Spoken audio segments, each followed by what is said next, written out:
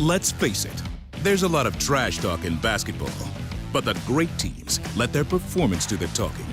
Like Ford F-150 with Pro Power on board, a class-exclusive industry-first feature that turns your truck into a mobile generator and leaves the competition speechless. Ford F-150, official truck of the Grizzlies. Greatness starts here at your Mid-South Ford dealer. Class is full-size pickups under 8,500 pounds, GVWR. Number 9, man, I'm gonna be ready and hype. Let's just gonna be hype. My battle gonna be up right next to my brothers, Zebo, Big Spain. It's a great feeling, man. Never imagined this. I didn't think this would ever be a thing, and it's one of the biggest days of my life. I'm looking forward to it.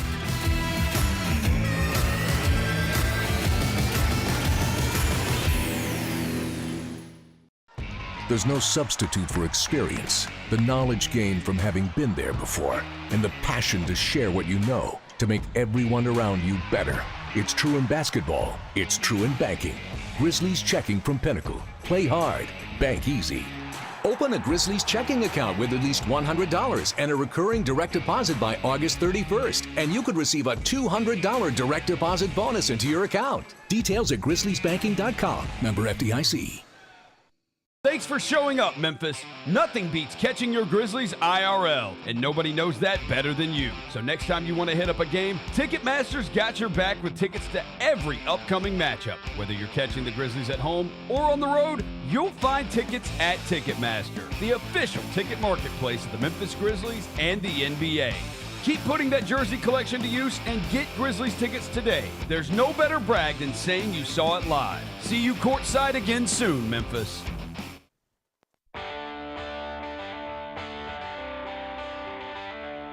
Live from the Built Ford Tough studio at FedEx Forum, it's the Gary Parrish Show, presented by Ortho South, on YouTube at Grind City Media and the official Grind City Media app. Now, here's your host, Gary Parrish.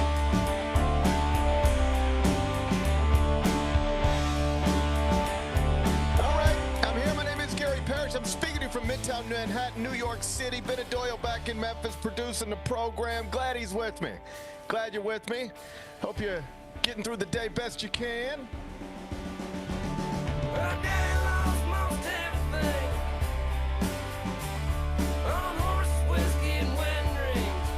And I sure hope you didn't get a little nervous last night when that game against the 50-loss Jazz became, I don't know, a little closer than it was supposed to be. We didn't plan on calling 12 last night, but he kept his phone around. He answered once again, hit a big shot in the final minutes to help secure another victory. So that's 4 in a row for the Grizzlies. It's 51 on the season, losses for the Jazz. Another fun night inside FedEx Forum. We'll talk about it momentarily. Celebrate Luke Kennard's hot shooting. First, though, quickly, let me set today's schedule for you. In the next segment, about 20 minutes, Mike Wallace is going to join me, senior editor, Grind City Media. He'll pop in with me in the next segment. We'll talk all things Grizzlies with him. Mike Wallace with me in the next segment. Finish talking to Mike, take a break, come back. Do 5 more things you need to know, at which point we're going to discuss 5 previously undiscussed stories. Among them, while the Grizzlies were handling the Jazz last night, the Thunder were winning in Boston. And after it was over, Shai Gilgeous-Alexander had his logo displayed all over the city. Hilarious stuff. We'll show it to you. We'll do that in about 40 minutes. Kansas State was eliminated from the Big 12 tournament last night. After the game, high-priced transfer portal pickup Coleman Hawkins had some interesting comments through tears in the locker room. We'll show you that. We'll do it a little later on in the show. Rough day for the reputation of the place where I was born and raised. According to Action News 5, a Horn Lake man has been arrested and charged with having sex with a dog. Oh. And that's not even the worst part. I'm going to tell you the worst part. We're going to do that in just a bit. Aaron Rodgers is officially a free agent now for the first time in his career. What's next for the future Hall of Famer? We're going to ask Bennett about it in the second hour. And we have a real-life Dateline episode unfolding right now in the Dominican Republic.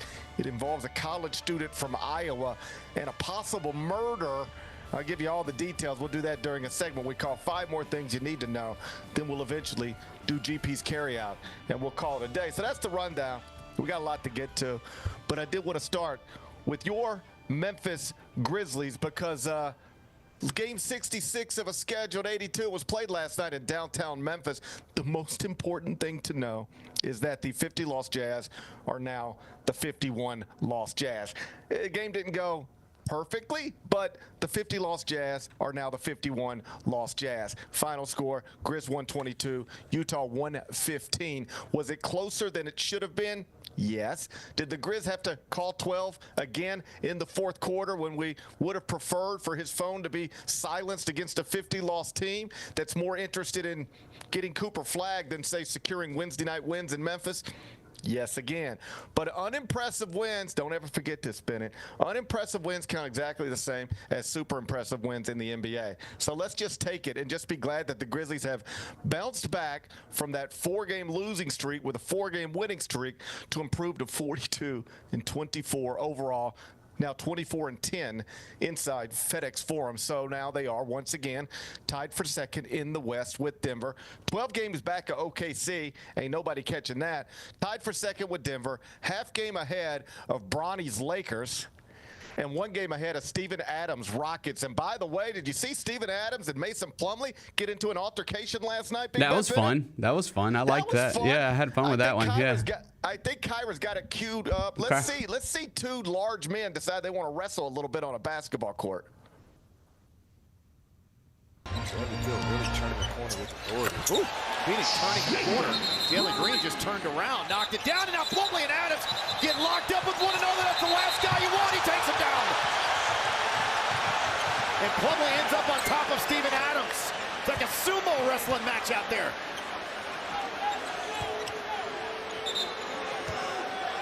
Shaking up, those two going at it, and Steven turns, you see that arm locked, and Steven says, I can lock my arms, let me go, get off me. Now I'm not letting you off, and there goes the bear hug. And after review, the ruling on the...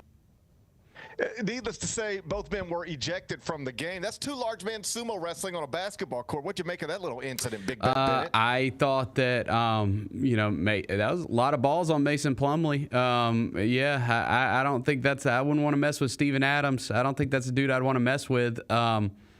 He did take him down, though. He did take him down. I don't know. I don't know if that even warranted ejections, bro. Like, no punches were thrown. Are you surprised no punches were thrown? I know no punches are typically thrown in basketball fights. It's usually a bunch of talking, maybe a little shoving. Very infrequently a punch is thrown. But at some point, if a large man is taking me down to the ground the way Mason Plumlee was taking Steven Adams down to the ground, at some point I think my instincts just kick in and I start swinging or kicking or something, don't you? Yeah. I mean, Steve-O's pretty good at it's funny, like, I think we all acknowledge, like, that is not a dude you want to mess with, but he's pretty good at keeping his cool in those situations. Like, I mean, you remember once upon a time, Zach Randolph punched him in the face and he didn't retaliate. So, I think he's pretty good at keeping his cool, but if I was Mason Plumlee, I'd be careful. There was also like a video that I saw this morning of Steven Adams trying to like run back out of the locker room, and they had to hold him back. So yeah, I don't know if that's a dude I want to mess with in that situation. I definitely would not want to mess with Steven Adams in that situation, but on some level, some weird level, kind of impressed that Mason Plumlee, decided to take it there. I don't. How many people in the NBA do you think would actually take it there with Steven Adams?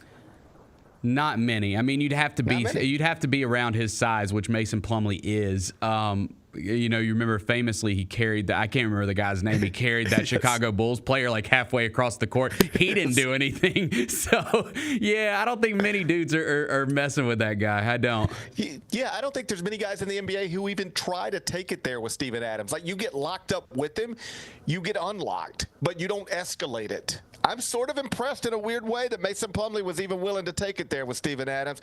We'll see what happens next time they find themselves on a court together.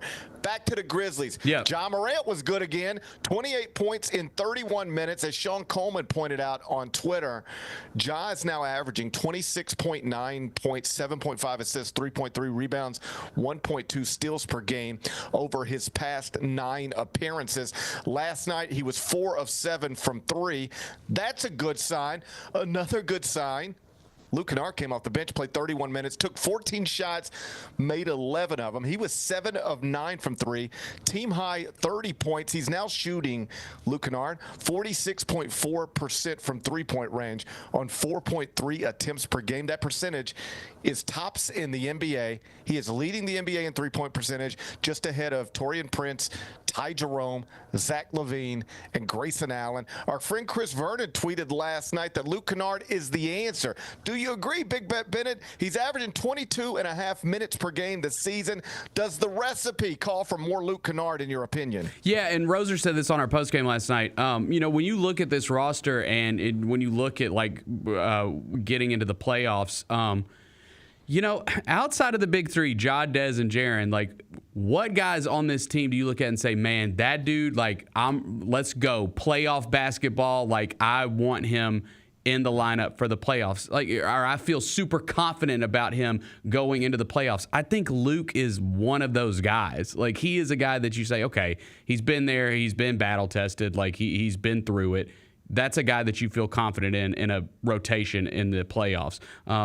We're starting 2 rookies.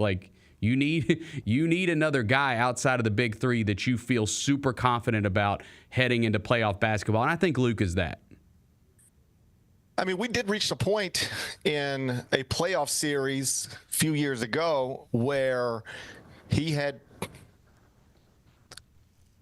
reached a point where he had a meaningful role in the rotation. Yeah, that Lakers series, yeah, and there was some thought that he had really unlocked something, and the Grizz were about to take off, and then he got sidelined by that, and it was hurt. We'll never know. We never got to see it through, but I don't think it's a big stretch to think that a lot of the same stuff he could bring to the table in that series is the same stuff he could bring to the table in any series. And again, he was terrific last night. Coincidentally, I just thought this was interesting. One of my editors, a guy named Adi Joseph, who lives in New York City, is from New York City, has never been to Memphis, as far as I know. He doesn't follow the Grizzlies any more than he follows the Pistons. He's just a huge basketball fan and watches the NBA and consumes NBA content. And just sort of coincidentally, last week, he hit me on text and he said, hey, do Grizzlies fans think Luke Kennard should be playing more? Is that a thing? And I said, well, we're more focused on Ja Morant and Jaren Jackson should play more. I think Grizzlies fans are more focused on the superstars should play more as opposed to looking a little further down the roster. But I just thought that was interesting that from a distance, that was an observation that popped into his head. You have quite literally, at least according to some numbers, the best three-point shooter in the world. Should he be taking more than 4 threes per game and playing more than 22 minutes per game? This is something an outside observer mentioned to me less than a week ago. And last night, we get Luke Kennard 31 minutes, 30 points off the bench, 7 of 9 from three-point range. He was terrific. Again, Grizzlies now 4-game winning streak, headed into what should be a terrific one tomorrow night inside FedEx Forum. 55-10. That's the record of the Cleveland Cavaliers. First place in the Eastern Conference. Best record in the NBA. 8.5 games ahead of the Boston Celtics. Tip at 7 tomorrow night. Tickets, Grizzlies.com. Bennett, that's going to be a fun one, isn't it? Yeah, I mean, dude, I'm excited that that's the next game because obviously 4-game winning streak, that's great. You're feeling good about that. It has not been easy. It is not. And it's not like the competition has been great. So I'm excited to see them play against a team that is great. I mean, they've won 15 straight. They are one of, if not the best team in the NBA. They're awesome. So it's going to be a good test on Friday to see how you stack up against one of the best teams in the NBA. I'm excited about it. I wish Jaren was playing just because I liked, the matchup with him and Evan Mobley, but I'm still excited to see this one, man, and see where they kind of stack up against one of these teams. 55-10 is an incredible record. Having two different, totally separate 15-game winning streaks in the same season is obviously ridiculous. We talked to Vernon about it yesterday. People just aren't going to believe that they can actually go do the whole thing until they are in a position to do it, and or until the Boston Celtics are no longer in their path. But at some point, you got to believe what you're watching. I don't think this is just a very good, excellent regular season team that's going to fall apart in the postseason. I mean, you're always one turned ankle away from a star from getting a series that shouldn't be complicated, but they're legit. I mean, there's a whole bunch of numbers to back it up, but this is a well-built, well-coached, veteran-led, team that is running away with the East. And every time I hear NBA people on a podcast or on television talk about them, they all compliment them. They all say most of the stuff I just got through saying, but then they say, but if it's Cleveland or Boston in the East, I'm still picking Boston. I'm still taking the champs. I'm still taking Jason Tatum and Jaylen Brown. I'm still taking the people that I've seen do it before. And I get that. And that might actually be the smart opinion to have. It's just if I were Darius Garland or Donovan Mitchell or anybody in that Cleveland organization, I would take that and use it in all the ways basketball players and basketball franchises and even cities use such things. You label it as disrespectful. You convince yourself nobody believes in you, in part because, most people don't, at least not to the degree you believe in yourself. And you try to march it all the way to the end and then spin part of a parade saying, I told you so. But 55-10 is 55-10. 8.5 game lead on Boston in the East is an 8.5 game lead on Boston in the East. They're terrific. It'll be awesome to have them in town. Tip tomorrow night, 7 o'clock. Tickets available, Grizzlies.com. Let's talk to Mike Wallace about it. We'll do it next. It's the Gary Parrish Show, presented by Ortho South. I never in a million years would have ever thought that John Cena's final run would be as a heel. I love it. I love it. Once they saw this from The Rock. They knew it. Everybody knew it except for Cody, which was so good. Great camera work by WWE. And then the kick. Yeah, I don't think WWE gets enough credit for the camera work and the production quality. I mean, it is incredible. Tune in to Grind City Wrestling weekly on the Grind City Media app and on the Grind City Media YouTube channel. Our fans have a huge impact on our ability to play to the level that we're striving for. Drop off, Durant. Oh! Well, you wanted home crowd involvement. I love those moments where you see our guys engaging in the fans and the fans just get pumped up. They are standing in FedEx Forum. I would hate to be on the other side with the opposition when FedEx Forum's rolling. That's such an unbelievable relationship that our group has with our fans.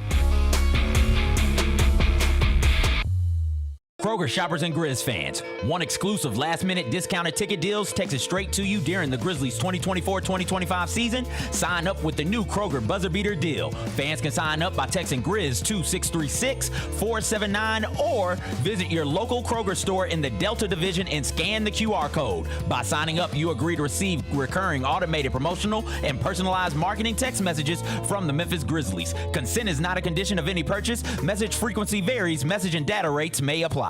Sonic Radio. Welcome back to Sonic RNDIO. That spells radio with me, the CIO. This just in, the new Sonic $1.99 menu lets you build a crave-worthy meal for just $1.99 an item. Whether that's a creamy shake, crispy tots, or a quarter-pound double cheeseburger. This just out. Ostriches. They're mean, not very cute, and in my opinion, way too big for a bird. Don't miss the Sonic Fun 99 menu. 5 items, always $1.99. Live free, eat Sonic. Tax not included. See menu for details.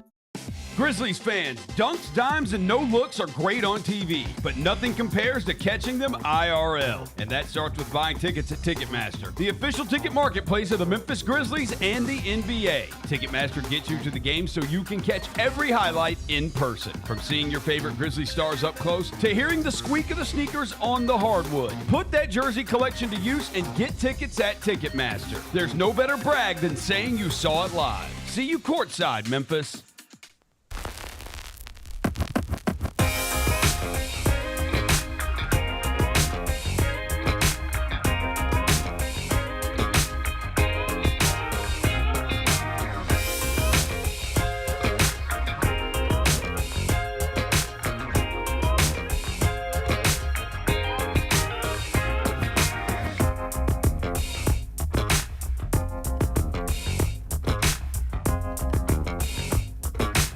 Welcome back. Gary Parrish Show presented by Ortho South. I'm in New York City. Bennett Doyle's back inside the Built Ford Tough Studio, FedEx Forum, downtown Memphis. And in the greater Memphis area, joining me now on Zoom, it's the wonderful Mike Wallace, senior editor, Grind City Media. Mike Wallace is GP. How you doing, buddy? Hey, what's going on, GP, man? That's a phenomenal hat right there, man. And I'm loving the new glasses game, man. You just upgraded everything, huh? I just lost my other pair of glasses and had to grab another set. I misplace stuff all the time. I have a drawer in my office where I have just sets of glasses. Like here's another set right here, and wedding rings. Oh. I have like probably 7 wedding rings and maybe 4 or 5 sets of glasses because I just constantly am taking them off and misplacing them, and then I'm always on the run. Like I got to go and I need my glasses now. I need a wedding ring now. And so there's always at least one place in my home I know that if I need to leave in 30 seconds, I know exactly where I can find glasses and wedding rings. This is the way I live my life. It's weird, I know. Hey, listen, I get the glasses one, the wedding ring one. We need to do a little deeper dive into that one at some point, man. Because if you got 7 wedding rings, that's insane. That's crazy. I've had probably 70 throughout my marriage. My first wedding ring was like the same marriage, though. It's been the same marriage. All the same marriage. All the same marriage. I've had 70 wedding rings, just one wife. My first wedding ring was a proper wedding ring. Like she picked it out and it, came from an actual jewelry store and the whole deal. And I lost that in 2 months because when I'm typing all the time, and sometimes things, just because I'm OCD, things bother me. And so if I get fixated on my ring bothering me, I have to take it off to finish doing my job. My watch is the same way. I've left watches just sitting in Starbucks, wedding rings just sitting in Starbucks because I take them off to work. And so you lose your first one and it's like, oh, I'll get another one. And after a while you realize this is just going to keep happening. Let's go to Amazon. And every wedding ring I wear is a $7 from Amazon.com. They all look exactly the same. They cost like $7 and they're from Amazon.com. And I have a whole drawer I just pick them it's almost like collar stays. You know how you have the things you put in your collars when you're wearing a suit? You just have you have a drawer of them, and you have you don't need 20, but you got 20 just because you're going to lose them. I treat wedding rings the exact same way. I get it, man. That's insane. That's still crazy, man. I love that. Hey, thank you for that insight, man. I feel like every single segment, I'm learning something new about you, man, and I love it. I love it. Perhaps I'm not as sentimental as I should be, but I'm just trying to be practical. I know what's going to happen, and so why spend $400 on a new wedding ring when I know exactly what's going to happen to it? Instead, just get 10 $7 wedding rings, and you'll always have one when you never run out. There you go. You never run out. You never run out. Enough about me and my weird habits. Let's talk about a basketball game that was played last night inside FedEx Forum. Another win. I saw Alan in the chat, I believe, point out that when you're getting ready to play a team that's only lost 15, that's on a 15-game winning streak and it's 55-10 on the season, it's not great to have just struggled with a 15-win team. And I get the sentiment. The 4-game winning streak is nice, but it's against, for the most part, lackluster competition. And the Grizzlies, haven't run away with these games. But obviously, Cleveland's a different challenge. I don't really think struggling with a 15-win team has much to do with getting ready to play a 55-win team? Because sometimes the reason you struggle with a 15-win team is because they're a 15-win team and you're just lacking a little focus. What did you make of what you saw last night?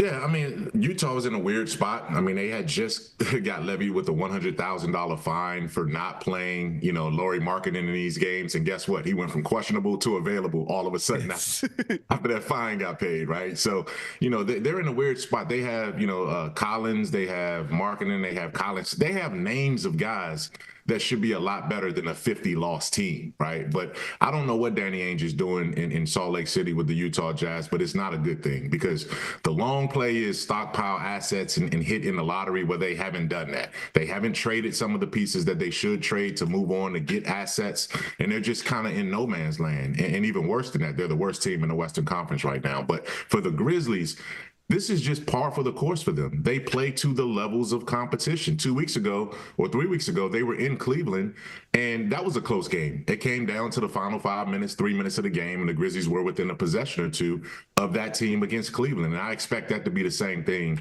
on Friday, especially if they're able to get some more reinforcements. But that's the thing. We don't know where Jaren Jackson Jr. and, Santi Aldama are right now. They've been out for the last week or so. Jaren is coming up on that 2-week window when he was week to week, and we'll see where it goes. But either way it goes, this is a back-to-back coming up, and I don't anticipate the Grizzlies having everyone for both ends of that back-to-back set. It's wild to think about. It was literally just a week ago. The Grizzlies were on a 4-game losing streak. John Morant was frustrated and more or less telling us in a locker room that he is too hurt to be playing, or at least he shouldn't be playing.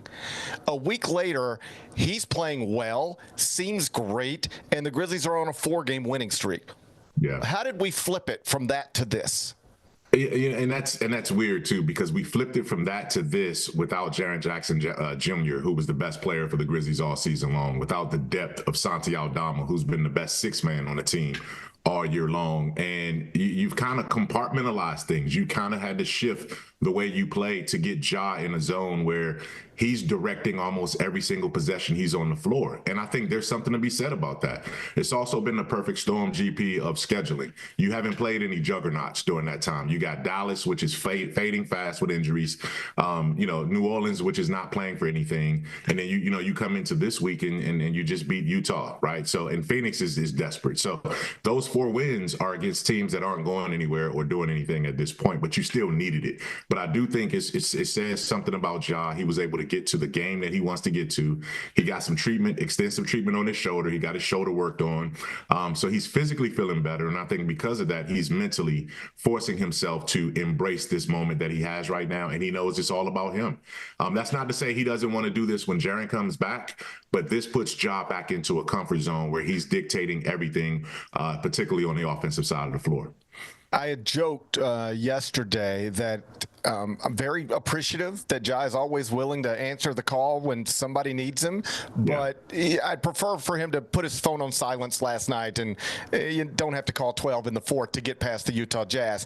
As it is, the game was a little closer than anticipated. He was called again, knocked down a big shot, was actually good from 3 last night. We've talked about it before. I'm not sure what else there is to say, but you just shouldn't gloss over it or take it for granted. Like, this is a guy who, when the cards are on the table, he shows up. Like, he's comfortable in that moment. Not every guy is. Even every all-star level guy. Not all of them are comfortable in those moments. He's very comfortable and obviously also capable. He did it again last night. Yeah, and the reason why, GP, is because he's not afraid of those moments. He's not afraid of the consequences of coming up short in those moments, because that's not going to impact how he goes into the next moment in the next game. We've seen Ja. One of the most remarkable things about his recent stretch is that he scored 10 or more points in the fourth quarter now of 4 or 5 straight games now. So he's taking over in the clutch. He hit a big 3 at the top of the key to basically seal the game after Luke Kennard hit 2 threes, including a 4-point play earlier in that same, late stretches of the fourth quarter. So you're right. It shouldn't have taken that much. to get past the Utah Jazz team, but this was a different Jazz team. They had all of their frontline guys available for the most part last night when they haven't had that over the last 2 weeks. That was Markkanen's first game since February 22nd that he played last night. You're also looking at a situation where, you know, that same Jazz team only lost to Boston by 6 on Monday, right? So they've been competitive, and because they're not supposed to be this bad. But having said all of that, Ja is a man of the moment. He doesn't back down or fear the big moments in the spotlight, and he's willing to make a mistake if it means making a big play. So that risk-reward factor, his meter is just different from most human beings in the NBA when it comes to that. You mentioned Luke Kennard. He was terrific off the bench, 11 of 14 from the field, 7 of 9 from 3, 30 points. That's a team high in 31 minutes. That was tied with Ja Morant in terms of minutes played in the game. Desmond Bane was on the court for 33. I mentioned in the opening segment, I had a boss who lives here in New York, and he follows the NBA. Not the Grizzlies any more than the Pistons, just follows the NBA. And just sort of randomly last week asked me, hey, do Grizzlies fans think Luke Kennard should be playing more? The implication being that he thinks Luke Kennard should be playing more for the Grizzlies. My response was like, Grizzlies fans think Ja Morant, Jaren Jackson, and Desmond Bane should be playing more. That's where we're having conversations. We don't look too much further down the roster. But yeah, sure, maybe. It just popped into my head last night as Luke Kennard was on the court making shots, making a real difference. He's leading the NBA in three-point shooting. Chris Vernon, our friend, tweeted last night that Luke Kennard is the answer. What sort of role do you see him playing, throughout the rest of this regular season, but more importantly, when the Grizzlies get into the playoffs? This is a different Luke Kennard.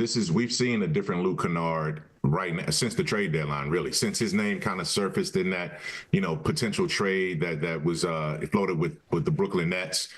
He came back from, I think he had a lower back issue at that point, or a hamstring or something. He came back and he's been a different guy. He's taking shots now. He's not hesitating. He's not ball faking and being reluctant to shoot the basketball. He's catching and firing, and that's the kind of aggressiveness that he needs to play with. I asked him last night in the locker room after the game, I said, what's been the difference in that mindset? And he says, basically, man, they're forcing me to be able to be aggressive. And when you keep coming back to the huddles and your teammates are telling you to shoot and the coaches are telling you to shoot, you're doing them a disservice when you're not doing that.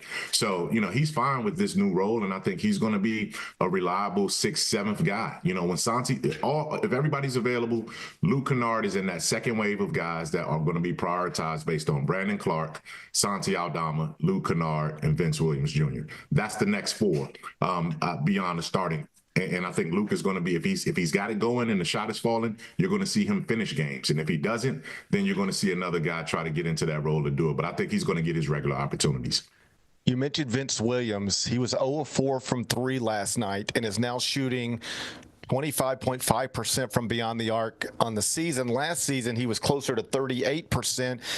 That's among the reasons, in addition to his physical measurements and all of that stuff. There were a lot of people who believed he could emerge as the starting wing. He has only started twice this season and frankly hasn't played well. I know he's not 100%. He's acknowledged that. But does that 3-point percentage concern you at all? Does it change? Is it too small of a sample size to be concerned, or does it actually change what we should be thinking about when we think about Vince Williams as a rotation piece in the playoffs? We probably should have been a little bit more patient with the expectation level for a guy that's missed the duration of the season. And you don't just come back in and all of a sudden become an effective rotation player, right? Like Vince Williams Jr. is not an NBA superstar, right? You don't give him the benefit of the doubt that when Kawhi Leonard's out for 6 weeks, he comes back, you expect him to be Kawhi Leonard, right? For the most part, when he's healthy. Vince Williams isn't that. He's a certified role player who's a Swiss Army knife who does a lot of little things well. And he needs rhythm. He needs, continuity with his teammates in order to get there. This is a guy, like I said, he's missed basically the entire season before he came back. So it's concerning, the shooting, but you also have to say, okay, what can you get from him and what should you expect from him? And G.G. Jackson, for that matter, over this next month, are they going to be playoff ready? And that's the priority. Can they get playoff ready by sustaining some games over these last 15, 16 games of the regular season? And then you figure out how much you want to rely on them and for what when you get to the playoffs. Last thing before I get you out of here, to get that 3-game winning streak to 4. All the Grizzlies had to do was beat a 50-loss Utah Jazz team. To get the 4-game winning streak to 5, you're going to have to beat a 55-win Cleveland Cavaliers team. That will be inside FedEx Forum tomorrow night, 7 o'clock tip. Tickets available, Grizzlies.com. The Cavs at this point have the best record in the NBA, an 8.5-game lead over Boston. As I mentioned in the opening segment, every time I hear people talk about them, whether it's an NBA podcast or an NBA television show, they all say the same stuff. I love Donovan Mitchell. Darius Garland's terrific. Evan Mobley, amazing. This team is really good. Definitely give them a chance. But at the end of the day, I'm not picking them to represent the East as long as the Boston Celtics are still alive. I'm going to trust the team that I've seen do it. I'm going to trust the team that just did it. I get that. It's a totally reasonable opinion to have, but I can't help but imagine in Cleveland, they think it's wildly disrespectful. It's not like we are barely ahead of Boston in the standings. We are running away with this thing. Where are you at on Cleveland as a legitimate NBA title contender, not just a good regular season team that isn't quite ready to compete with Boston or whatever comes out of the West? I believe Cleveland is legit. I do believe that they are a Eastern Conference championship legit team, right? I have to see them put Boston out to believe that they're going to beat Boston and can get to the NBA Finals. Maybe Boston slips up and gets knocked off by the Knicks or Milwaukee or something before they get to that. But I don't. If it's head up, I'm going Boston over Cleveland. But Cleveland has shown enough, especially defensively, if Jared Allen is healthy, that they can stand up to any team in the NBA. Ironically, I feel the same way about Oklahoma City. I feel Oklahoma City is Western Conference championship, Western Conference finals material. But if they're going up against a suddenly hot, healthy Lakers team or a Denver team that's ready, or even the Grizzlies or whatever, I mean, they got to get over that hump for me to understand and accept that they can. But I do think both of those teams are earmarked for their respective conference finals, and we'll see if they could take that next step to get into the NBA Finals. But it wouldn't surprise me, obviously, if Cleveland gets there, because this regular season Cleveland is legit for sure because of the way they do it on both ends, and so is Oklahoma City for that matter. That is Michael Wallace, Grind City Media. Make sure you're reading him, grindcitymedia.com. Follow him on X at @MyMikeCheck. That's at @MyMikeCheck. You're the best, buddy. I appreciate your time. I'll see you again soon. All right. Take care, man. All right. Bye-bye. That's Mike Wallace, Grind City Media.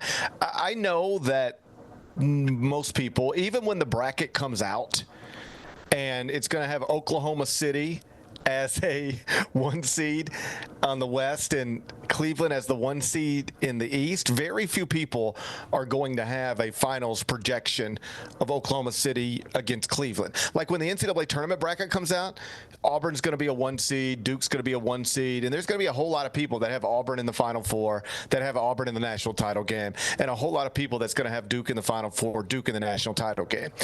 I don't think there's going to be a lot of people that have a NBA Finals prediction of Oklahoma City versus Cleveland. But it's obviously in play. These teams are excellent. And I'm not somebody who subscribes to you have to lose a bunch before you can take it all the way through. The Golden State Warriors did not lose a bunch before they took it all the way to the end with a first-year coach in Steve Kerr. Like, they were pretty good. They made a coaching change. Yeah. Then they were great. And then they won the whole thing. It can happen like that. I know it doesn't normally happen like that, but it can happen like that. And I wouldn't be shocked if it happens like that for either Oklahoma City or Cleveland. And if they were to meet in the finals, it would kind of be a neat story. Think about it this way. There are times in the history of both of these franchises where stars that they selected, like all-time great top 10 players, voluntarily left them. In Cleveland, it happened twice. In Oklahoma City, just once. I'm obviously talking about LeBron James and Kevin Durant. Isn't it kind of interesting that fast forward to 2025, there is a time where LeBron James has told the Cleveland franchise 2 different times, I don't want to be with you anymore. We did some good stuff, but what I want for the next part of my career doesn't involve you. That's a hard thing to hear. Much harder the first time than the second time. I think after he won a title in Cleveland, people just sort of understood it was time to. He wanted to go to L.A. He just wanted to live in California for a variety of reasons and play for the Lakers for a variety of reasons. And I think that was easier for the fan base in Cleveland to deal with than the first time, because the first time was a gut punch. Right. I've told you before, I was in Cleveland the night LeBron James announced that he was taking his talents to South Beach. I was in a bar outside of the arena in downtown Cleveland, because I happened to be there for the LeBron James Skills Academy that was going on in Cleveland, Akron, maybe both places. But I was downtown Cleveland that night with Mark Few, the Gonzaga coach, a few other people, and I watched that city like break down. I mean, I watched adults cry in a bar watching television. Damn. Like real tears. Break down in tears when LeBron said, I'm taking my talents to South Beach. That franchise was told 2 different times by an all-time great, you're not what I want anymore. I'm moving on. Kevin Durant said the same thing to Oklahoma City once upon a time. They wanted him there forever, at least in theory, statues, the whole thing. He said, nope, I got to go. Isn't it neat that you could fast forward to 2025? Those 2 guys are still undeniably 2 of the best players in the world. And yet the franchises they left voluntarily have, through smart front office stuff and a million other things, been able to build themselves back up to where they are. Not only first place in the East and West, but running away with the East and the West. That's kind of a neat story. I know that maybe doesn't play as well on ESPN as Steph and LeBron, but sure, that's kind of a neat story. Oklahoma City and Cleveland, both told by all-time greats, we don't want to be with you no more. And you just got to pick up the pieces and say, okay, that stunk. That hurt.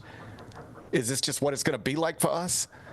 Getting told that we're not good enough, and getting told by all-time greats that it's time to move on? Is this just like they rebuilt it? Oklahoma City, monster in the West without Kevin Durant.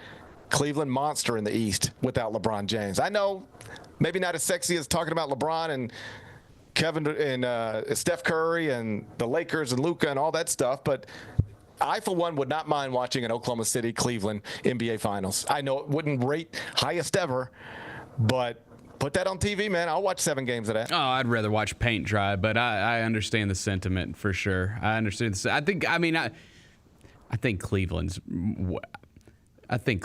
way more ready than Oklahoma City. That's my opinion. I could see either one of them doing it. Just because they're veteran laden and they got guys that have been through a bunch of playoff series. I guess. Neither one of these teams have the traditional battle scars, so to speak, that Chris Vernon wants you to have. Chris is a real subscriber to this. Like, he believes in it. I don't believe in it nearly as much. But neither one of these teams have the battle scars that Chris would prefer for them to have before he believes they can actually go hold the trophy at the end. And you know what? This stuff's hard to do. So, like, either one of them could also lose in the second round. And, you know, the people who were skeptical will be able to raise their hand and say, I told you so. I personally, it's not hard for me to imagine Oklahoma City or Cleveland winning an NBA title this year. They're both built for it. Looking forward to seeing the Cavs inside FedEx Forum against the Grizzlies tomorrow night. When we come back, we'll turn our attention to a variety of things, including a new Dateline episode that is unfolding right now in the Dominican Republic. Bennett, have you followed this one at all? I have not, no. It involves 2 college students, one of whom is from Iowa. The other one is from India, but was attending college in the United States, both enjoying a spring break, not together, not initially, but a spring break in the Dominican Republic. They meet up. Woo! They meet up.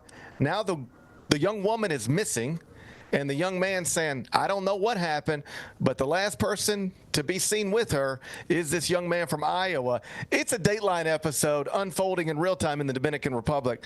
We'll get to that. We'll do it right after this break. It's the Gary Parrish Show presented by Ortho South. We touched on this earlier, the panel here, about what really has been the mainstay of the Grizzlies, and that's Jaren Jackson Jr. Tripp has just been awesome. He's posting guys up. He's stronger than he's ever been. He's physical, and he's scoring all type of ways. Hey, Grizzlies fans, be sure to tune in to Grizz Beat, where the panel and I break down all things Grizzlies and take a look at the rest of the NBA as well. The show is live every Wednesday, 2 p.m. on YouTube at Grind City Media and the official Grind City Media app.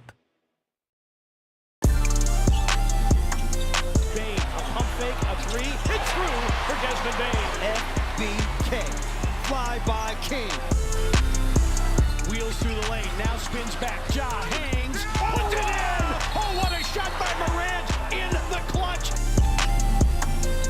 So hot. Oh, Jaren said no. Because he doesn't put on a play, comes up with a monster block. Kroger shoppers and Grizz fans, one exclusive last-minute discounted ticket deals texted straight to you during the Grizzlies 2024-2025 season. Sign up with the new Kroger Buzzer Beater deal. Fans can sign up by texting Grizz to 636-479 or visit your local Kroger store in the Delta Division and scan the QR code. By signing up, you agree to receive recurring automated promotional and personalized marketing text messages from the Memphis Grizzlies. Consent is not a condition of any purchase. Message frequency varies. Message and data rates may apply. Shinedown. Dance Kid Dance Tour. Live in Memphis. FedEx Forum Saturday, August 30th. With special guests, Bush and Morgan Wade. Get tickets now at livenation.com. Shinedown, live in concert. For more, visit shinedown.com. Thanks for showing up, Memphis. Nothing beats catching your Grizzlies IRL, and nobody knows that better than you. So next time you want to hit up a game, Ticketmaster's got your back with tickets to every upcoming matchup. Whether you're catching the Grizzlies at home or on the road, you'll find tickets at Ticketmaster, the official ticket marketplace of the Memphis Grizzlies and the NBA. Keep putting that jersey collection to use and get Grizzlies tickets today. There's no better brag than saying you saw it live. See you courtside again soon, Memphis.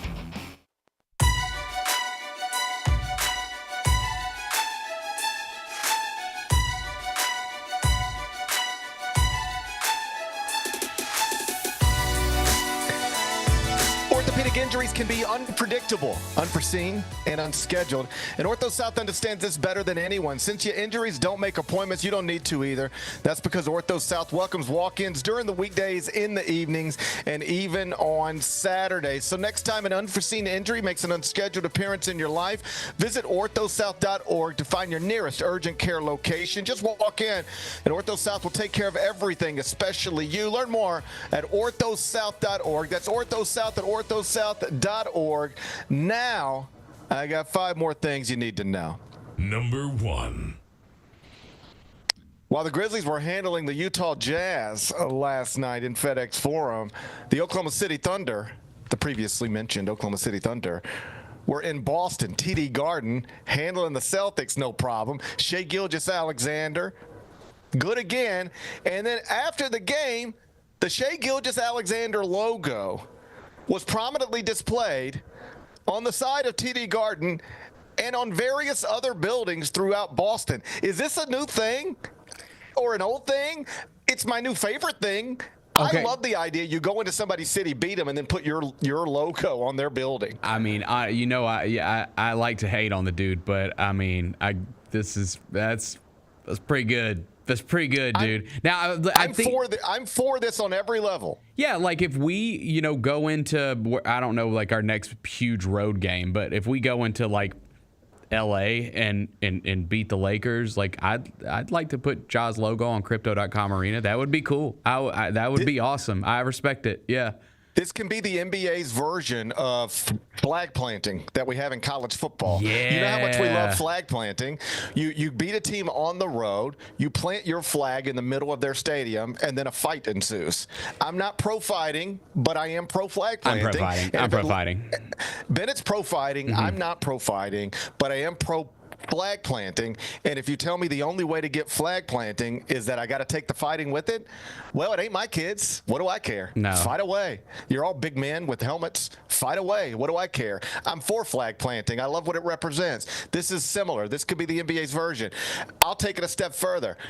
You're playing the Lakers. Mm-hmm. You beat them.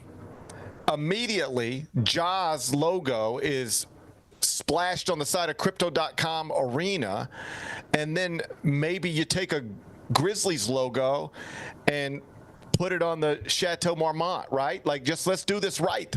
Let's put a Ja logo on Crypto.com and take another famous LA, the Hollywood sign. We throw a Grizzlies logo on the Hollywood sign just for the night. Just for the night. We're not trying to be disrespectful permanently, just disrespectful temporarily. Okay, so Grady makes this point in the chat, and because I've saw people saying this online, because I was like, how is this possible? How is this allowed to happen? Like, how could this happen? He's a Converse athlete, and the Converse headquarters are in Boston, I'm guessing. I'm assuming. That's what he said. And I saw other people saying this online. And so maybe that's how they got away with doing this, because it's in the same city or something like if you're the Celtics, I don't know if the Celtics run TD Garden, like the Grizzlies run FedEx Forum, right? But how is this allowed? How is this possible?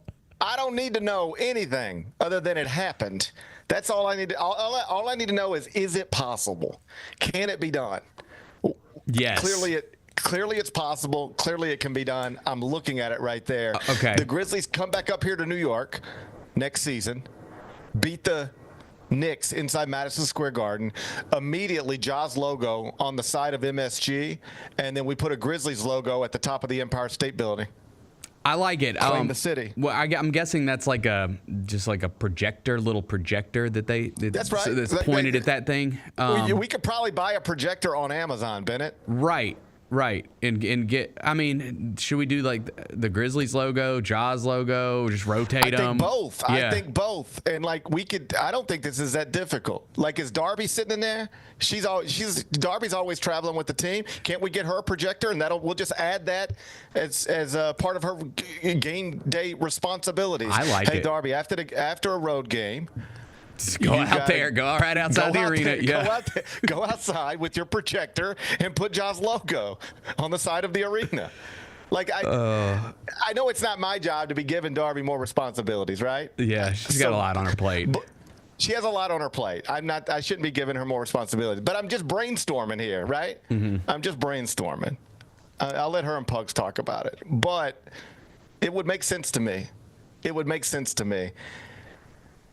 Grizzlies win a road game. Darby pulls her projector out of her bag, runs outside, and flashes Ja's logo on the side of the arena. I don't think it's too much to ask. I love it. I love it. I'm an SGA that. hater, but I saw this and was like, okay, I like this. This is good stuff. I'm not an SGA hater. I'm not an SGA hater. I'm a SGA appreciator, and I am a lover of putting your logo on the side of another team's building after a road victory. I'm so in favor of this. I want it to become a thing. Please make it a thing. Number 2. Big 12 tournament underway. Kansas State got eliminated last night, and that means the KSU Wildcats are going to miss the NCAA tournament. Just a horrific season relative to preseason expectations. This is a program that was able to keep Jerome Tang from taking another job. You know, he was a candidate at Arkansas before John Calipari took that job. There's a lot of people who believe if Jerome Tang wanted to be the Arkansas coach, that job would have never been available to John Calipari.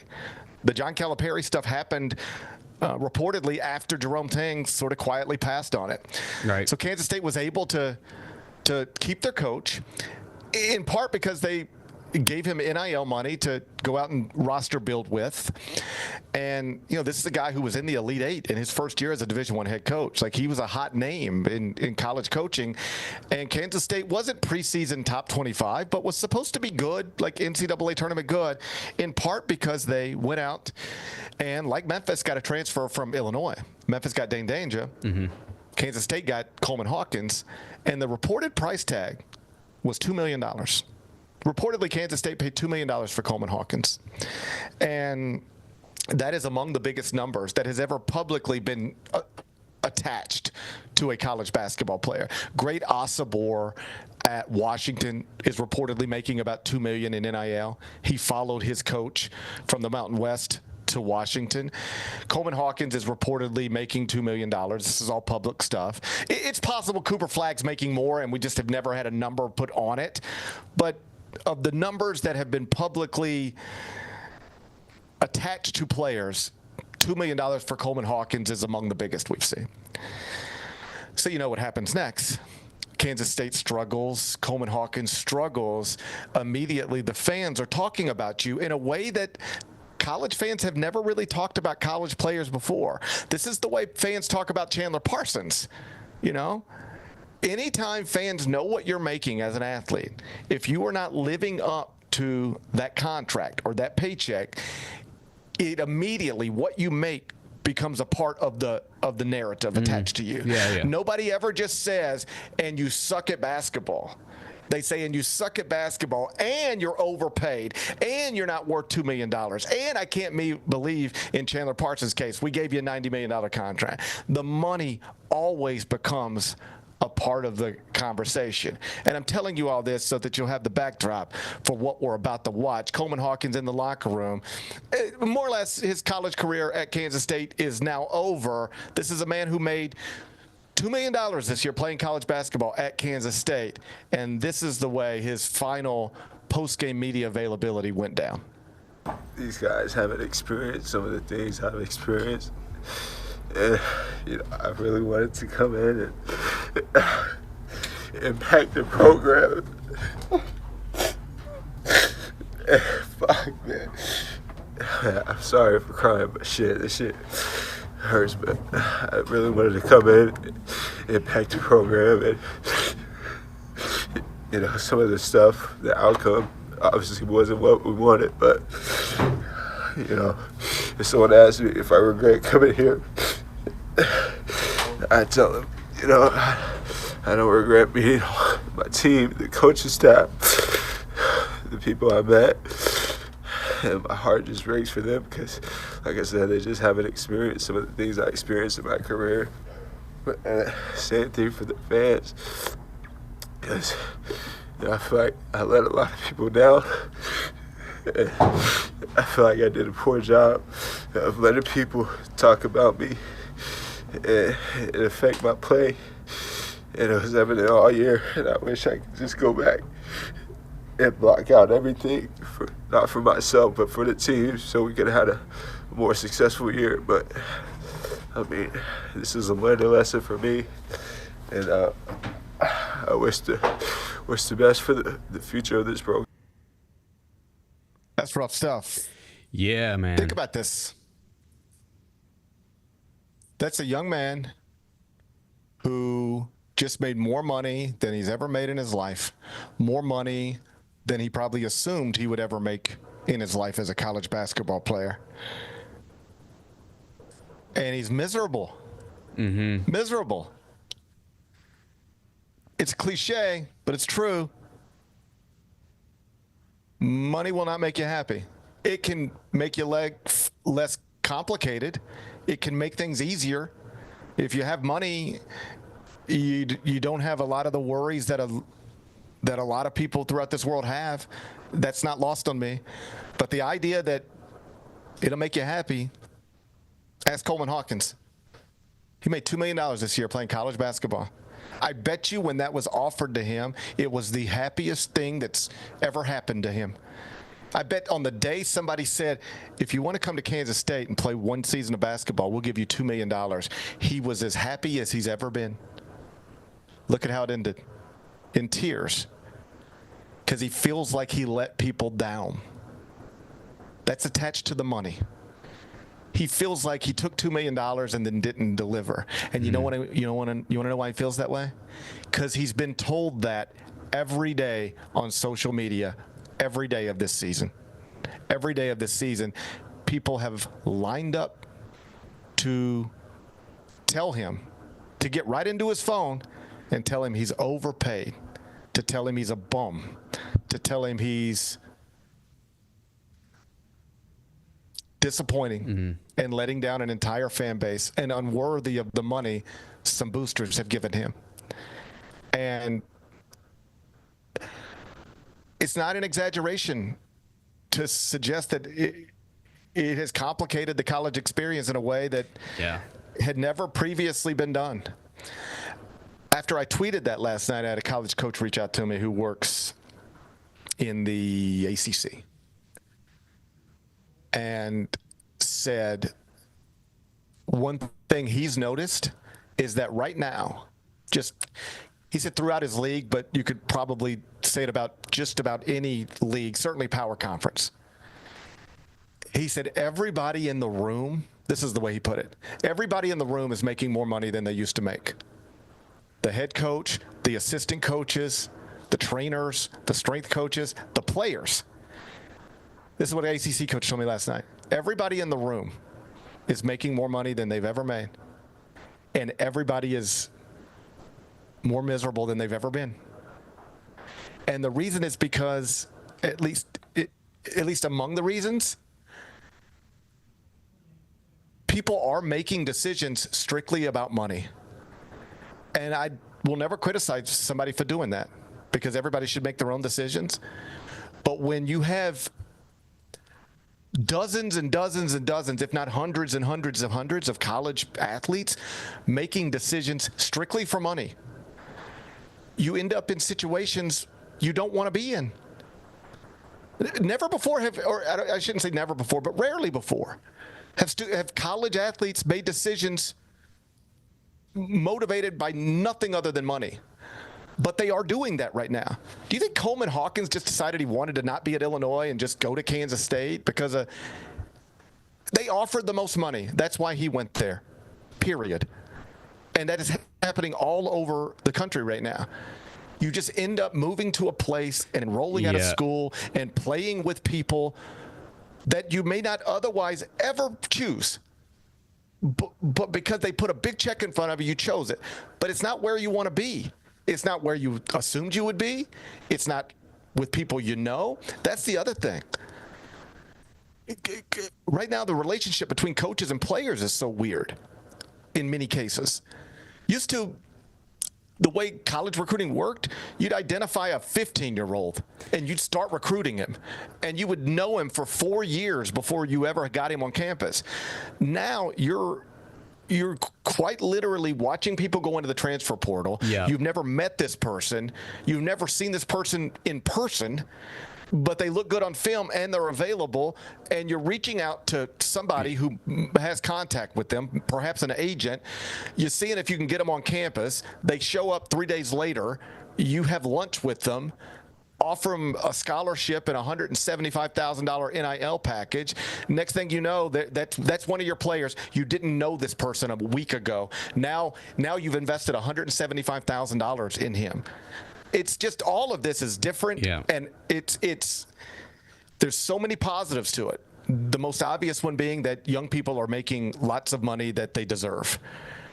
But there are negatives attached to it too, and that Coleman Hawkins video is a pretty great example of it.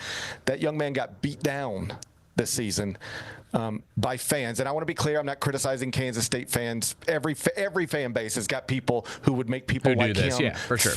Every fan base has people on social media who will make people like Coleman Hawkins feel like shit if a season doesn't go the way they imagined it going. This is not about Kansas State. This is about the state of college athletics and how that scene is not supposed to happen. That's not the way a college career is supposed to end. He wasn't sad, I want to be clear, crying because I can't believe it ended like this. He was just like, this has been a miserable experience for me. I've been made to feel like I let people down, and I do feel like I've let people down. That's a horrible feeling, to feel like you've let people down. And it's one thing if you just imagine it. It's another thing if the reason that's in your head, at least in part, is because people are telling you nonstop. People are just telling you nonstop. It's just a hard thing to watch, and something that I don't think is going to be unique to Coleman Hawkins or Kansas State. Now that these young people are making, in some cases, millions of dollars, that becomes a part of the story. And In many cases, it'll be a great story, a wonderful story. The Jamin Brakefield story that I told you at Ole Miss earlier this season, that's a young man making hundreds of thousands of dollars in NIL, and it is a wonderful story, a wonderful story. I wrote it. It'll be on CBS television version of it during the NCAA tournament. That's a wonderful NIL story. But the Coleman Hawkins story is a not so wonderful one, and it won't be the last one we see like that.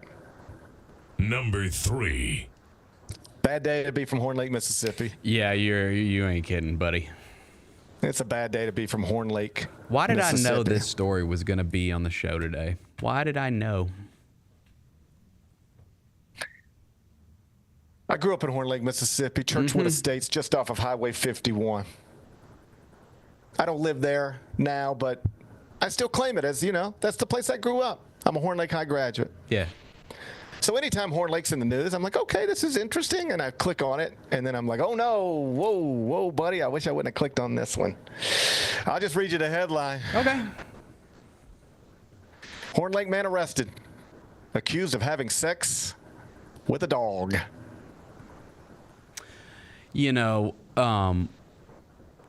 want to be careful here. Yeah.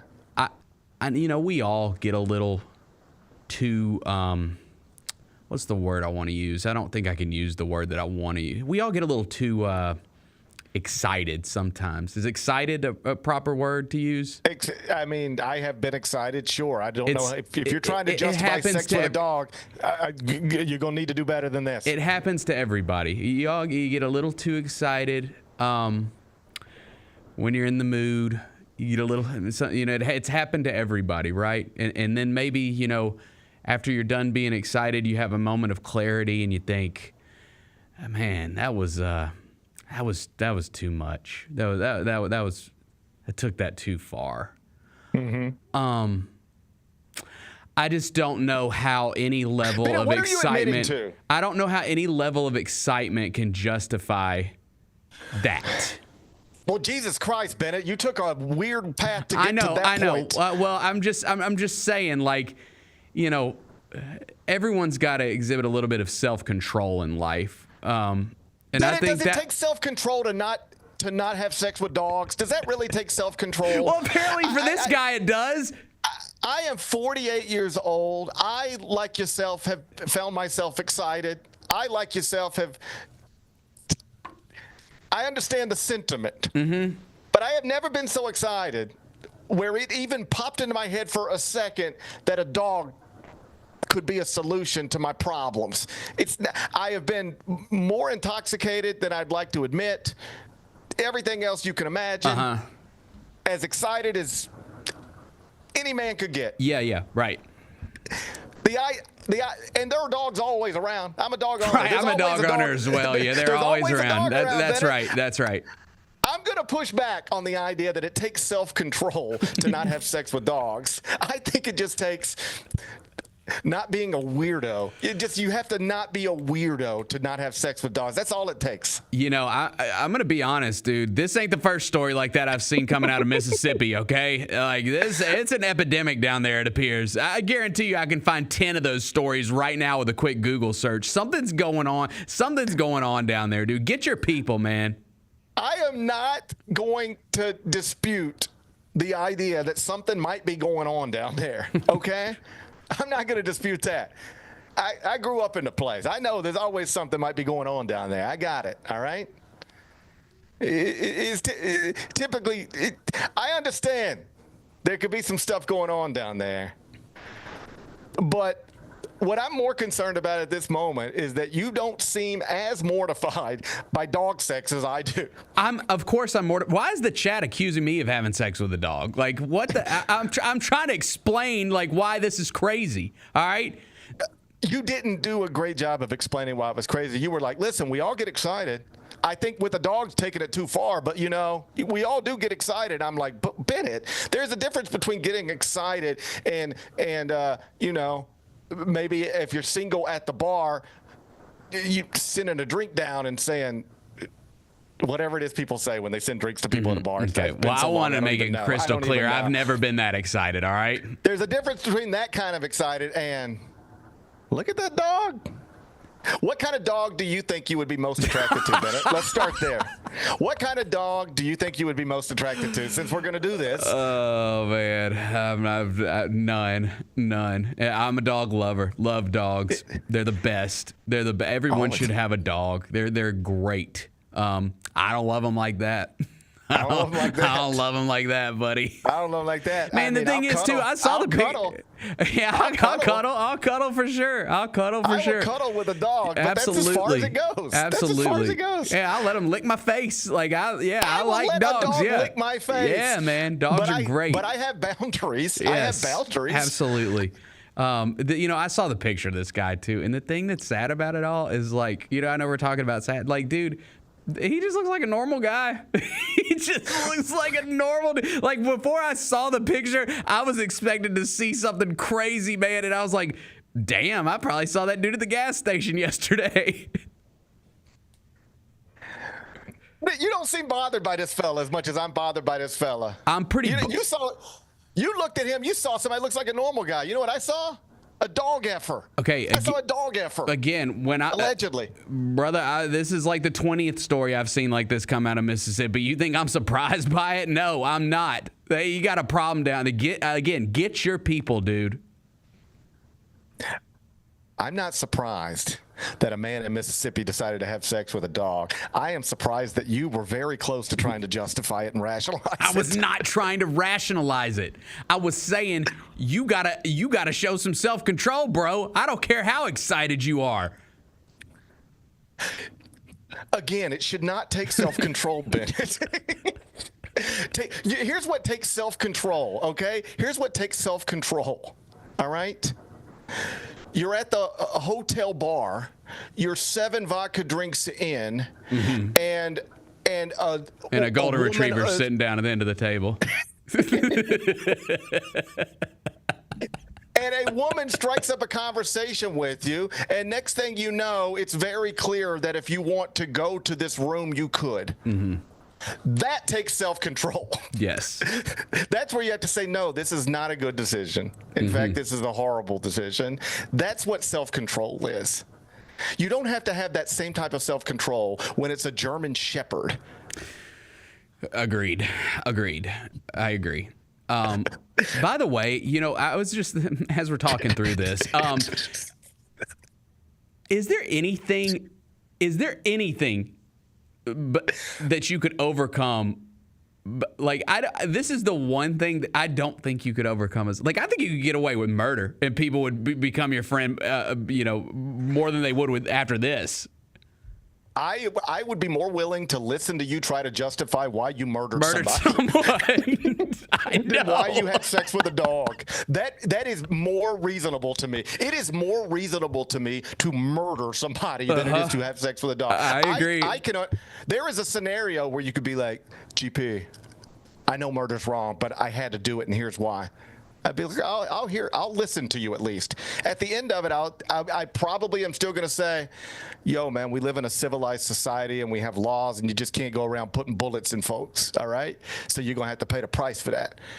But I'll listen to you, right? I'll listen to you. I'll hear you out. I'll be open-minded about it. I don't want to hear your story about why you had sex with a dog, all right? There is no version of that story that's going to make me... Yeah. I don't need to hear your story. There's nothing. I don't care what kind of drugs were involved. I can't hear it, dude. I'm sorry. No, man. There is no drug out there that should make you want to have sex with a dog, unless they got some new ones that I ain't heard about yet. All the ones I knew back when I was younger, ain't none of them supposed to make you have sex with dogs. All right, even think about it. Here's the worst part, because I do think there are other I don't want to hear, there are other things like this. I don't want to hear, bro, I don't care what the version is. Pedophilia. I don't need to hear the story, right? You're touching a 9-year-old. I don't need to hear what, you're a weirdo. I'm just saying, you said, I got you. This is the worst. I'm saying that would be the worst too. That would be something I don't think you could come back from. No. Unless you happen to work at a little store down in DeSoto County. maybe you could come back from it. There's a woman down there that has been accused of an inappropriate relationship with a minor, and she's still like all over social media representing a store. Like, it's kind of a wild thing. Innocent till proven guilty, I guess, but whoo, buddy. I see it on Instagram sometimes. Either way, it's hard to come back from being accused of having sex with a dog. And do you want to know the worst part of this whole story? What? When you're accused of something and it's not on video, you can always just say, bro, it didn't happen. I don't care what somebody said they think they saw. I'm telling you, it didn't happen. But when it's on video, it's harder to say that. That's what the story says. Oh, there's video of it. God. Oh, There's my video God. Man, yeah, he just ruined his life. He might have just, He ruined his life. I mean, I'm sorry. How do you think you handle it? I think you, like, change your name and move away. You have to change your name. You have to start away. a new life. Yes, you have to start a new life. You have to start a new life. You can never go by this name, and you can never live in this community again. Absolutely not. You have to go start a new life with a new name somewhere else, and you will just forever back home. You'll forever be the guy who had sex with a dog. Yes. And you'll have to compartmentalize that and just deal. That's who you're always going to be. Right. But maybe you can find a new life name. Everything somewhere else, but back home, that's always who you're gonna be. That's tough. Yeah, that's tough. It's tough. It's tough. All right, but despite, I don't care how excited you get. Don't do that. I don't care how excited. Yeah, Ben. I'm glad I pulled you around to this side of the debate. I didn't like where you started on this one. Yeah, I don't like how I've been treated during this whole portion of 5 More Things You Need to Know. I've been painted in a very unflattering way right now, and I don't appreciate it. I don't appreciate the chat or you, frankly. You came out the gates sounding like somebody who was trying to justify having. I was not trying to justify it. I'm telling you the way it sounded. I'm not telling you how it worked in your head. I'm telling you the way it sounded to our ears. Check the chat. I'm telling you how it sounded to our ears. Check the chat. I'm done with the chat. Number 4. Aaron Rodgers is a free agent for the first time in his Hall of Fame career. Speaking of weirdos, he ain't that weird. I don't even think Aaron Rodgers is that weird. No. I think even Aaron Rodgers and I could agree. There's no level of excitement that should lead you to what this fella got led to down in Horn Lake. I think even Aaron Rodgers and I would agree on that. Mm-hmm. He's a free agent. Did you hear? The leading candidate to land him is the Pittsburgh Steelers. You looking forward to seeing Aaron Rodgers in a Steelers uniform? That might be where we're headed. Man. And there's another indication. Did you see this thing on social media? Somebody went on social media and said that they just sold a Pittsburgh Pirates hat to Aaron Rodgers, and they were connecting some dots there. Oh, interesting. Maybe he's just a Paul Skeens fan. He's getting ready to move to Pittsburgh, and it could just be a Paul Skeens fan, but people in Pittsburgh were starting to connect some dots. You think Aaron Rodgers is going to be a Steeler? And if so, do you think it'll go well? Probably just because that's like what they do now is just get the like old recycled quarterback. I don't know why, for an organization that appears to be so well run, I do not know why they keep going through these old quarterbacks. Like, just pick somebody, man. I mean, I guess they had like the bad draft pick with Kenny Pickett, but if I'm them, I just would not want to keep doing this because now it's a thing. Like, oh yeah, he'll be a Steeler because that's where all like the old, on the. Towards the end of their career, quarterbacks go is Pittsburgh. I would be wanting to do something else if I was a Steelers fan. Or Kenny Pickett, imagine being him. You just get constantly told you're not good enough. Yeah. That's well, he's gone. He ain't there no more. I know he's in Cleveland, right? Yeah. But no, dude. I don't understand why they keep doing this. Like, and the thing is that they're in this weird spot where like. I just don't think he's not going to win a Super Bowl. He is not. There's just no way. There's no way. I don't care how well well coached that team is. Aaron Rodgers is not going to win another Super Bowl. And so I don't know why you don't want to. Go ahead. It's been at least 3 years since he was what you would describe as a good NFL quarterback. Right. And so, I think what's going to happen, they're going to be in the same boat next year, dude. They're going to be good enough. Like, they will be fighting for a playoff spot, I'm sure, hovering around 500. Like, I don't think Mike Tomlin's never finished below 500, right? Like, they'll be good enough, but they won't get the Super Bowl. They probably won't make a big playoff run, and then they're going to be in the same spot next year where you don't have a high enough draft pick to get like the next guy. So I don't know, man. I'd be kind of annoyed if I was a Steelers fan right now. His last season in Green Bay was bad.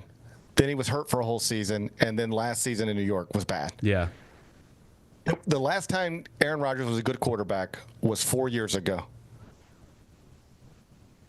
How many people his age have 3 either bad or injured years in a row and then bounce back and have a good one or a great one?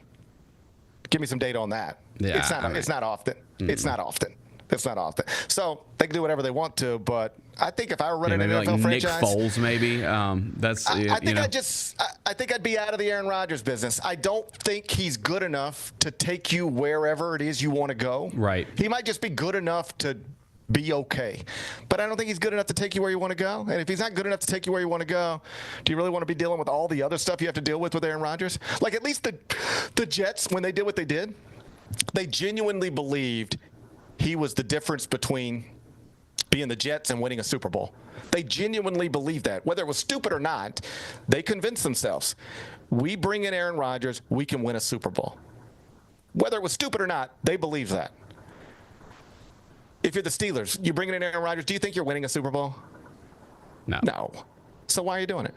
At least the Jets believed he was the missing piece to something great. Do the Steelers really believe he's the missing piece to something great? If so, why? Because you haven't seen anything to suggest that that's true. I'd be out of the Aaron Rodgers business, but sounds like not all NFL franchises agree with me. Number 5. We have a real life Future Dateline episode unfolding right now in the Dominican Republic. Are you familiar with the story? It's been sort of out there for a few days, but it's about to, prediction, by this time tomorrow, this will be one of the biggest stories in the world. I'm always on these things a little quicker than the rest. You are usually ahead of the curve on these. Oh, I knew the bicyclist one, remember the bicyclist, the triangle, love triangle thing? Oh, yeah. In Austin, Texas. Yeah, I was on that. You're ahead on that one. Yep. The Murdaugh. We were on the Murdaughs years ago. Years ago. Gabby Petito, she was missing for 45 minutes, and I was on that story. Yep. All right? I had Gabby Petito. I had that story. I'm very good at finding these awful stories. Mm-hmm. I don't know why. We got another one. It's unfolding in the Dominican Republic. Okay. It's out there a little bit. By this time tomorrow, it'll be one of the biggest stories in the world. I'll be the judge. Let's hear it. Okay. Here's what we got. Classic spring break stuff, all right? Okay. Write this down. College students go to the Dominican Republic. Go to the beach. We're going to the beach for spring break. Yep. A fellow from Iowa. His name's Josh Reeby. Okay. He goes with his friends to the Dominican Republic, spring break trip. And then there's another young woman who's originally from India, but she is going to college, I believe, in Pennsylvania. So she is a native of India, but she is attending university in the States. And she is on spring break trip with her friends. At some point, the way beach trips often go, you end up meeting people, and young people tend to, next thing you know, it's 4 o'clock in the morning and you're still hanging out. Mm-hmm. All right. At some point, all of these girls' friends, I don't know if you were ever young and drink until 4 o'clock in the morning, but it can get difficult to keep up with everybody. Yeah. And the groups just sort of start to disperse and everybody's off doing their own thing. And there is video evidence at 4 o'clock in the morning of this college student from Iowa and this young woman from India, they're clearly together. Okay. Witnesses say, the last time we saw them, they were with each other. the last time, oh yeah, we were with them, but then we left them. Or we were with them and then they left us. But there's a whole slew of people, plus video evidence, that suggests these two people were together at 4 o'clock in the morning. All right? The young man from Iowa shows back up at his friends' condos, wherever they're staying, at roughly 10 a.m. Okay. Okay? With no shirt on, he just walks back to the condo. The young woman never shows back up where she's staying. Her friends obviously get concerned. Cell phone's not, all the things that would make you concerned. Yep. They report her missing. They start saying, hey, who do you... They're like, there's this guy, his college guy. Everybody points to this guy. There's video evidence, like surveillance video. It's him and her walking together. They're clearly together. So they start talking to him. And he says, I don't know. We were together. And he gave them 3 different versions of a story. His first version was, we were both in the water and a big wave took us out and it pulled her out to sea. I lost her. It was dark. I don't know. That was one version. Another version was, I was on the beach, she was in the water, and then she just appeared. I don't know. And then another version was, I fell asleep on the beach. I don't know. He is not a suspect yet. They haven't found a body yet. Because it's in the ocean, right? Presumably. Yeah. So it's this weird thing where all signs are pointing to this young man. But how do you prove it? He's saying, I didn't do nothing. And now we've already reached the point where reporters back home are talking to classmates and neighbors and everybody. And everybody says the same thing about the guy. What? This is the nicest young man in the world. Huh. The idea that he would even hurt somebody is insane to us. Murder a young woman he just met on spring break? What? Like, no, it is unimaginable to anybody who knows this young man, which may or may not mean anything. I don't know. Sure. But back home, it's like, what? You think Josh killed a young woman? You don't know this young. This is no way. This is crazy. So what do we do with this, Bennett? You got to find a body, right? Yep. But what do you do right now? Predict it. Young woman just died accidentally in the ocean, drunk in the middle of the night, or something bad happened to her, and this young man from Iowa was responsible for it. I know we don't have enough information to make an intelligent decision either way, but that's never stopped us before. What you think? I just don't know. Like the showing back up at 10 a.m., you would think that if you lost someone in the ocean, you could find some help, even in the overnight hours, right? Like you'd try to find some help. That's kind of where I'm at. If you were with somebody and you genuinely lost them in the ocean, you would immediately go call 911. Go find some help. Yeah. And so I think that. Yeah. I mean, I bet we get a conviction. I bet we get a conviction, and I bet we get a trial. I would bet on that. Yeah. What if this is the truth? Because this is the thing that makes the most sense to me. I'll just say, this is the thing that makes the most sense to me. You ready for this? I was blacked out drunk. I don't know what happened to this woman. Mm-hmm. And so then you start just piecing it together in your head. Like I think we got in the water, and then you get 3 different versions because you don't know what happened. You genuinely don't know what happened. You don't believe you hurt her, but you genuinely don't know what happened. People do get that blacked out. Have you ever been that blacked out? Dude, if you're blacked out and swimming in the ocean, like this one's tough, dude. This one's tough.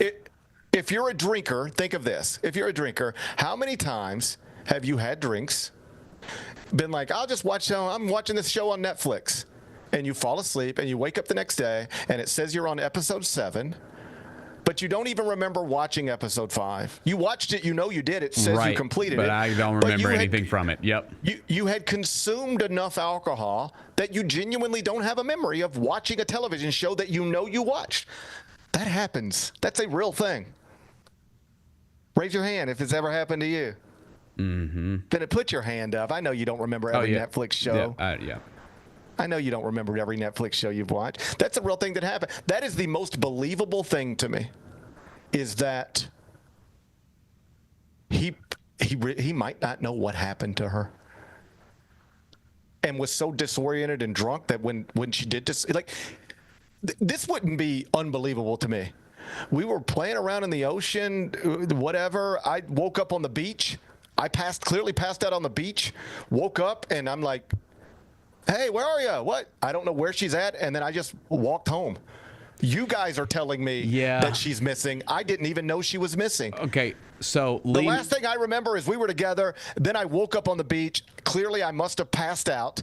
And when I woke up, so you're asking me, why didn't I report her missing? I'm telling you, I didn't even know she was missing. Okay, so Lee I got so drunk, I woke up on a beach. I don't know. Yeah, so Lee makes a point in the chat, and he's a Midwest guy. And I wonder if when he said that, I was like, they're all nice. They all seem nice. Everybody from the Midwest is nice. You know what I'm saying? He's the nicest guy ever. He would never do that. What was who was my guy? Making a Murderer. Yeah. He seemed like the nicest guy ever. Oh, I mean, Luigi's got a bunch of folks he went to college with. They all say he was a nice guy. They loved him, right? He put a bullet in the back of a dude just right outside my window, so. I think everyone that's from the Midwest seems nice. I think that's what we're learning here. Yeah.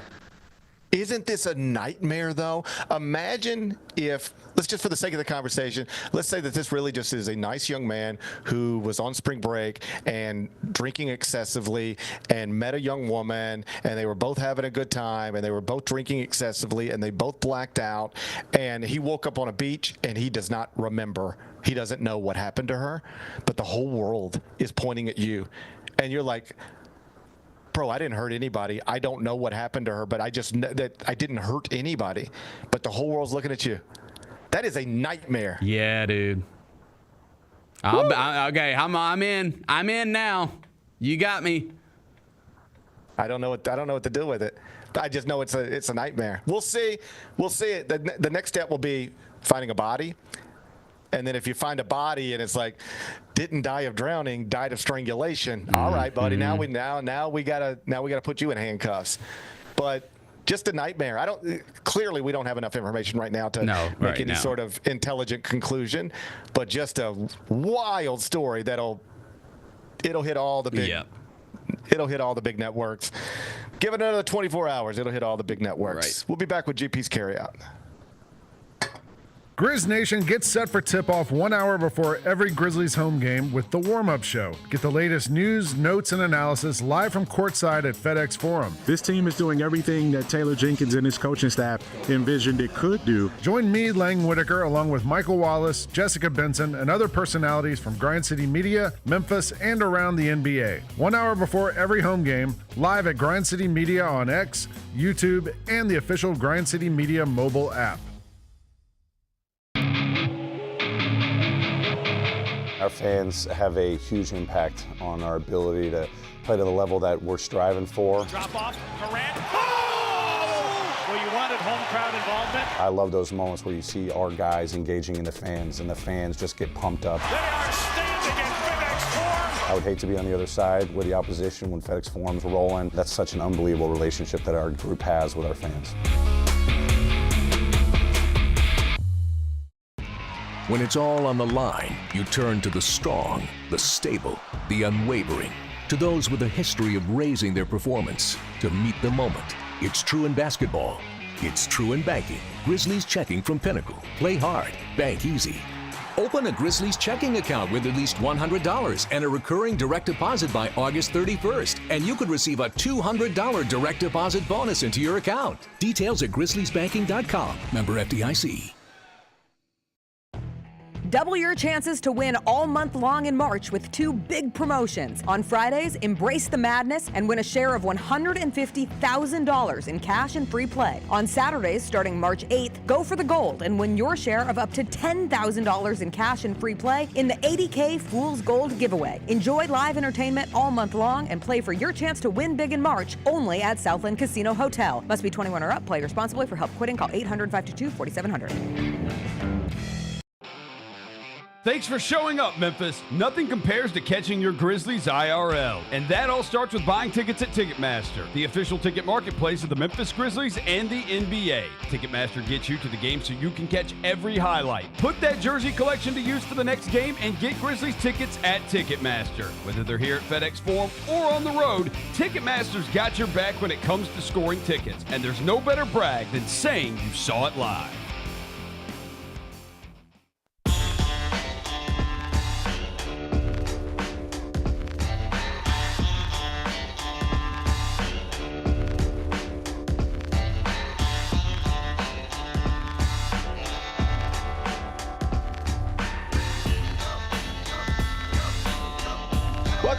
Parrish Show presented by Ortho South. I'm in New York City. Bennett Doyle back in Memphis inside the Built Ford Tough studio. Let's wrap this up with GP's Carryout.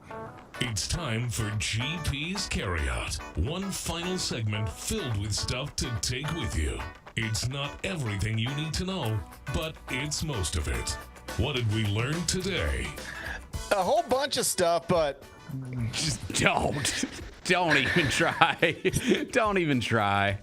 Don't try to paint me in a bad brush. Don't do that. I'm trying to paint you in a good brush. You're the one that pulled out the bad brush. You were painting yourself with the bad brush. I was literally trying to explain why you shouldn't do it with a dog, okay? I know that it took me a while to get from here to here, but that was the whole goal of that discussion.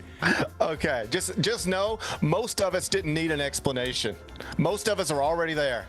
Most of us got it.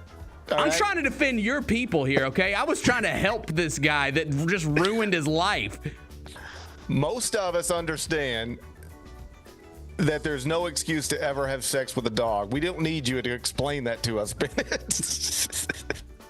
It sounded like you were saying. This is the way it sounded. Yeah. I don't know what you imagined you were saying, but the way it sounded was, hey, listen, we're all going to get excited, all right? And we're all going to have those moments, but you just got to be able to be disciplined enough to not take it there with a dog. That's what it sounded like you were saying. And I was like, Bennett, you don't have to be disciplined to not take it there with a dog.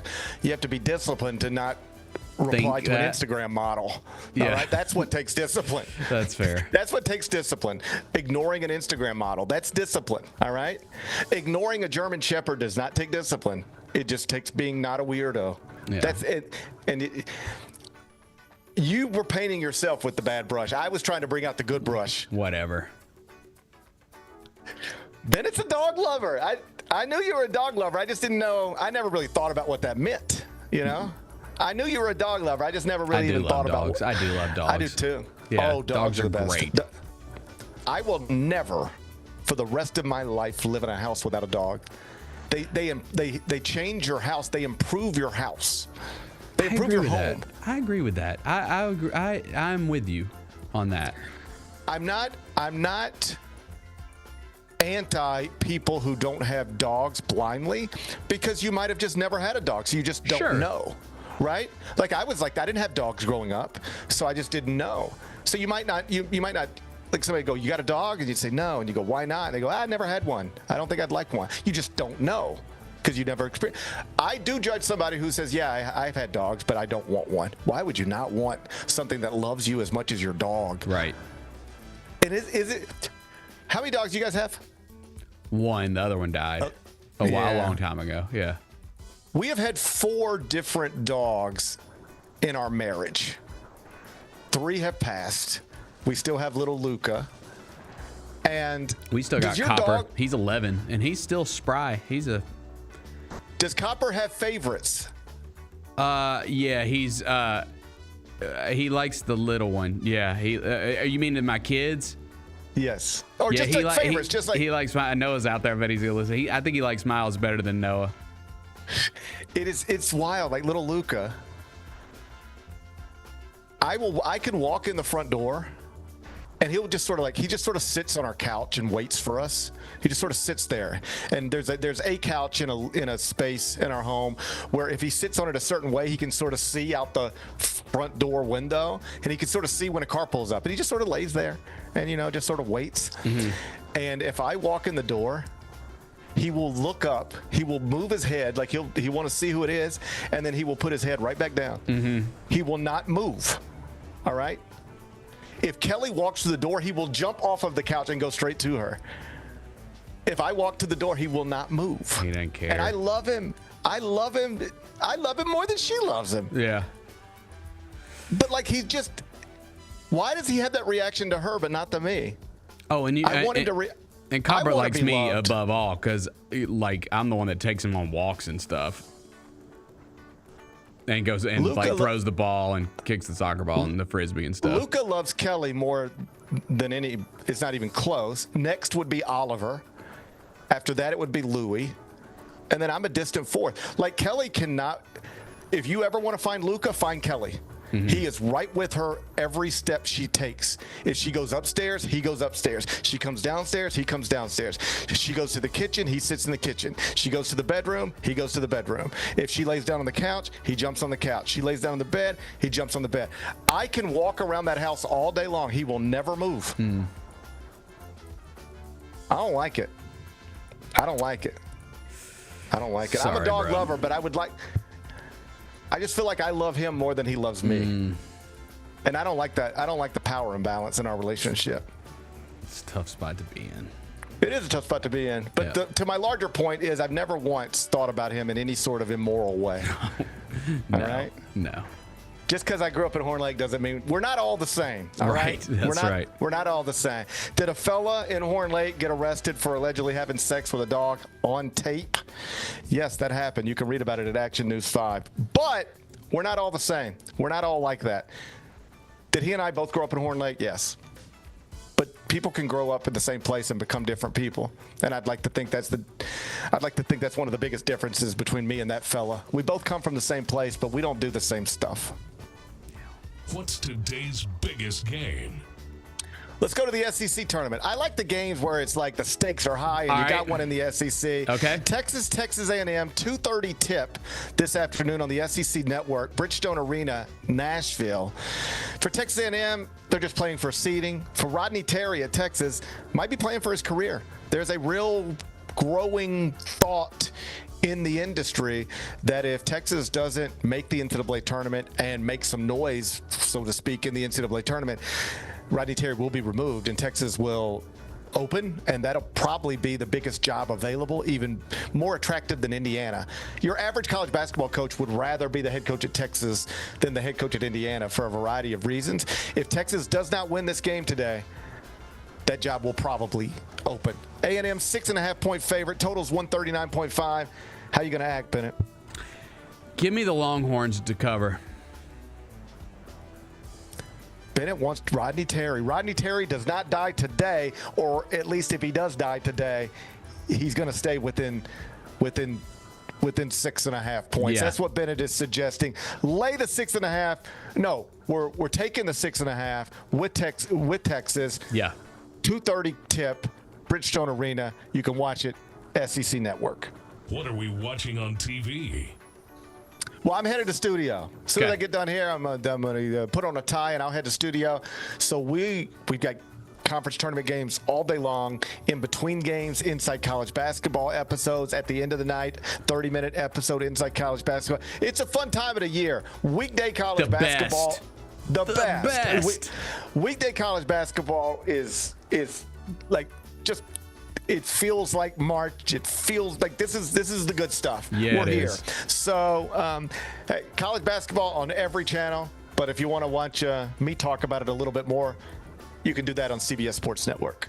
What's the best thing we've read?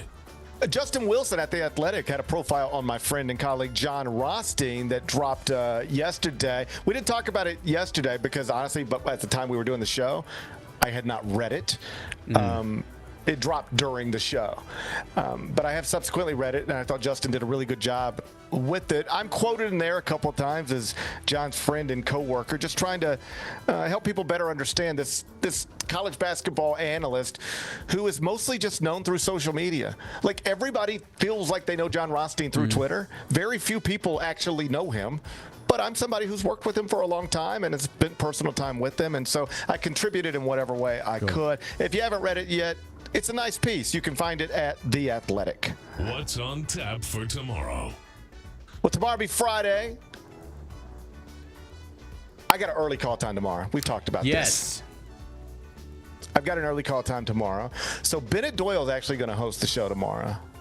If they let me. No dog stories. Let's just keep it safe, okay? No, it'll be a good show. We'll have a lot to talk about. You're coming on with me, right? Yeah, I'm going to be there right at the top. Good. Live from the CBS Broadcast Center. But then I got to be on TV within the show, and Ben and Devin are going to hold It's going to be down. great. JB's going to come in. Yeah. It's going to be wonderful. Just like if you'll accept this one bit of advice. No dog stories. Promise. I promise. No dog stories. Unless someone in Horn Lake does it with a dog again. No, I'll just leave it alone. Even if that does happen, I'll just leave it alone. Okay. We'll save it for Monday. I don't think you're equipped to talk about dog stories. Fair enough. Just stick to Aaron Rodgers. Okay. See if we'll talk Darius about Garland. the Titans. There's a lot going on with the Titans. I'll mention it. You struggled through that dog conversation today. I don't want you to get lost down that path again. So do whatever you want to do, but stay away from dog stories, and I'll be there right at the top. Fair enough. It's gonna be fun. I can't wait. Yep. Enjoy the rest of your day. I'll enjoy mine. We're gonna meet back here tomorrow at 10. Till then, be careful, be kind, be good. Rep your hood.